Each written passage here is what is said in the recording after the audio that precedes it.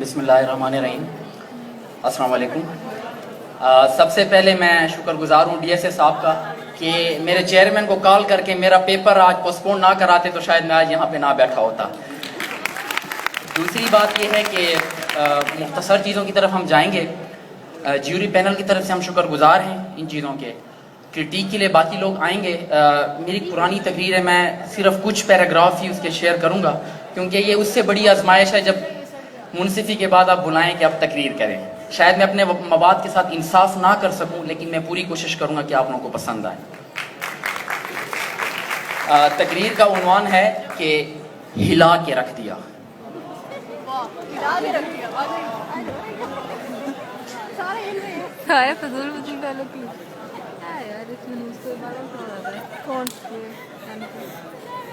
कल रात डेंगी ने मुझे काटा, ये उसका जुनून था। मैंने खुजली की, इसमें मेरा सुकून था। और जानबूझकर भी मैंने उसे नहीं मारा क्योंकि उसकी नसों में मेरा खून था। और अम्मा उसकी भैंगी कानी, अब्बा उसका गुंगा था। मैं जिसे रानी समझा वो तो राना टुंगा था। और इस आशिकीन ने मुजरिम बना के रख दिया, पुलिस के हत्थे चढ़ा के रख दिया। उन्होंने पैंट में छोड़े चूहे, पांचे किए बंद और फिर हिला के रख दिया। तो मेरे मोना लीजा जैसे हसीन भाइयों और कोंडा लीजा जैसी संगीन बहनों,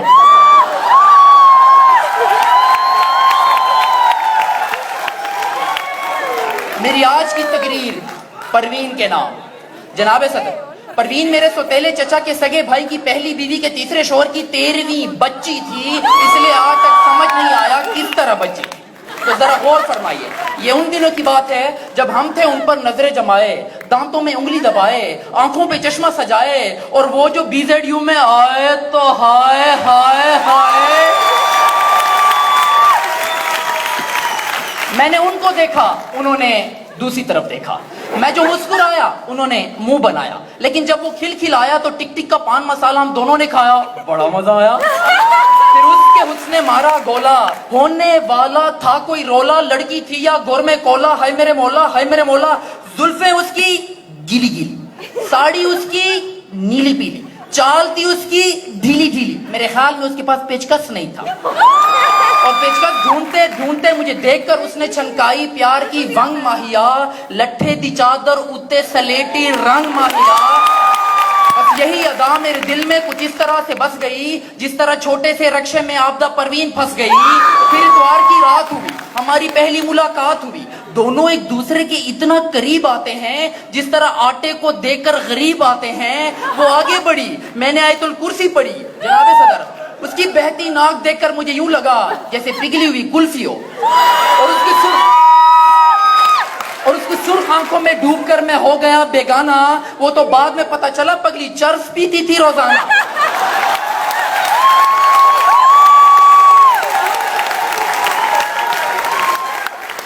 मैं बोला, मेरी जुल्फों को नरमी से छू लो वरना पापी छू लो, पापी छू लो। वो बोली, नीला पीला रंग न कर पप्पू यार, तंग न कर। उसे मनाने रियो बिस्किट लेके गया मैं छत के ऊपर। वो बोली, प्यार मोहब्बत से भी ऊपर, पीक फ्रिंग सुपर।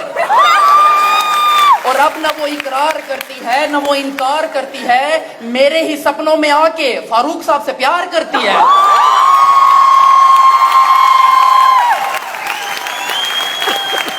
इस वाकये के बाद मुझ पे आया हुआ कि लाहौर की लड़कियां ढोलकी बजाती हैं, फैसलाबाद की लड़कियां जुगते लगाती हैं, मुल्तान की लड़कियां आंखें दिखाती हैं, और BZU की लड़कियां पागल बनाती हैं। और खांसी की दवा वक्त पे न लो तो टीबी बन जाती है, महबूबा वक्त पे न बदलो तो बीवी बन जाती है।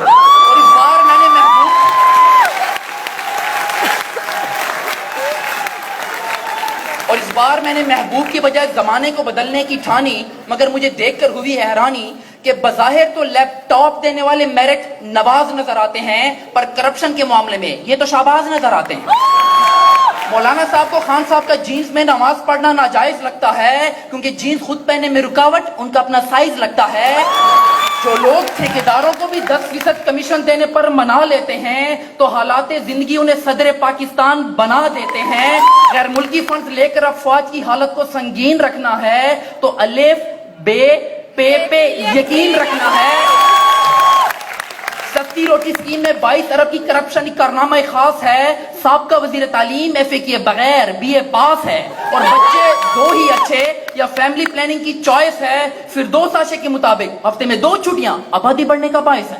اوپر سے ہو جاتی ہے گیس کی بحرانی, پیٹرول کی گرانی, تو سن کے اپنے ملک کی درد بھری کہانی میں بیت الخلا میں بیٹھ گیا, میں خانہ سمجھ کر لوٹے کا پانی پی گیا پیمانہ سمجھ کر.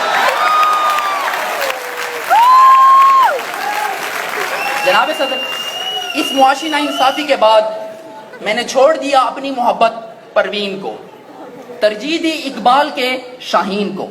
سب سے پہلا بسیرا کیا پہاڑوں کی چٹانوں پہ, پر فائرنگ کر کے بھگا دیا بنارس کے پٹھانوں نے. پھر زندگی کی بھیڑ میں کچھ اس طرح سے کھو گئے, پتہ ہی نہیں چلا آلو 80 روپے کلو ہو گئے. اور وسیع ہونے لگا میرا نالج تو میں نے داخلہ لے لیا فارمیسی کالج, اور یہاں پر آنے کے بعد مجھ پہ آیا ہوا اس معاشرے میں کوئی لڑکی کھانسے تو سگڑ پن, لڑکا کھانسے تو دمے کا مریض. کلاس میں لڑکا سوال پوچھے تو اوچھا, لڑکی پوچھے او اچھا. لڑکی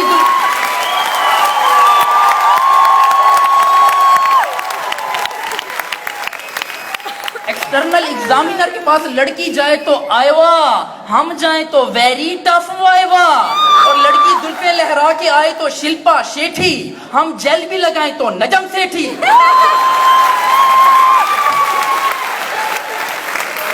اور لڑکی کیٹ واک کرے تو حق, ہم کریں تو مردانگی بے شک. حقیقت تو یہ ہے کہ عورت کے مقابلے میں مرد ہمیشہ زیادہ خوبصورت ہوتا ہے. یقین نہیں آتا تو مرغے کو دیکھ لو, شیر کو دیکھ لو, مور کو دیکھ لو, یا پھر اس وسیم بلور کو دیکھ لو. اس واقعے کے بعد میں گھر گیا اور ماسٹر کے مولٹی فارم پہ سو گیا. صبح اٹھا تو ایک خط میرے نام بھجوایا گیا تھا, مجھے جک مارنے بلوایا گیا تھا. وہاں بیٹھا کسی کا پیو تھا, وہ میرا انٹرویو تھا. مجھ سے پہلا سوال, آپ وسیم ہیں؟ میں نے کہا نہیں, کرشمہ کپور. مجھ سے دوسرا سوال, آپ کے بھائی کی مونچھیں ہیں, آپ کی نہیں. میں بولا وہ ابو پہ گیا, میں امی پہ گیا. مجھ سے تیسرا سوال کہ نیوز چینل دیکھ کر آپ پریشان کیوں ہوتے ہیں؟ میں نے کہا اس لیے کہ ایکسپریس نیوز والے یہ کہہ کر سب کو ڈراتے ہیں کہ جو سب چھپاتے ہیں وہ ہم دکھاتے ہیں. مجھ سے چوتھا سوال کہ شادی میں دلہن کو گھونگھٹ میں کیوں رکھتے ہیں؟ میں نے کہا اس لیے کہ کسی کے منہ سے یہ نہ نکل جائے, اوے یہ تو میری والی ہے.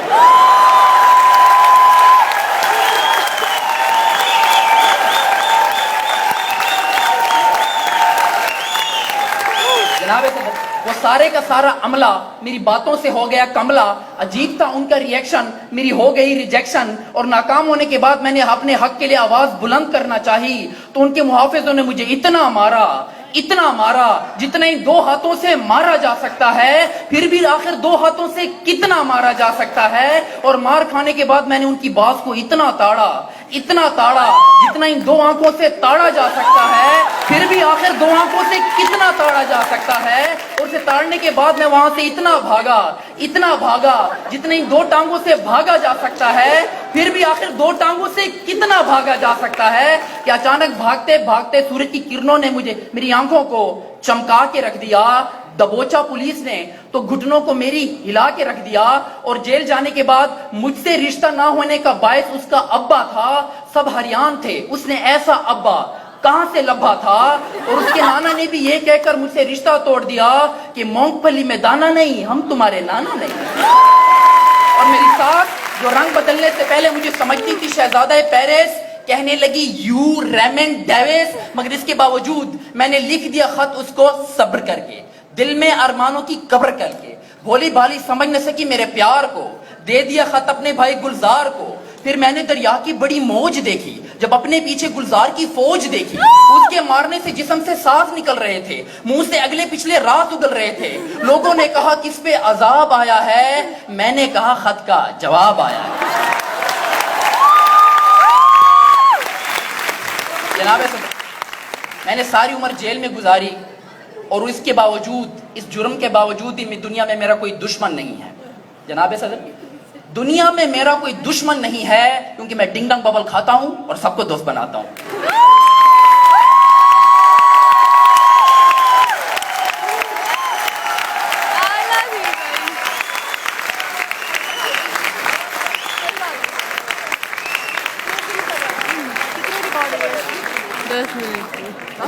So thank you so much for honoring us with your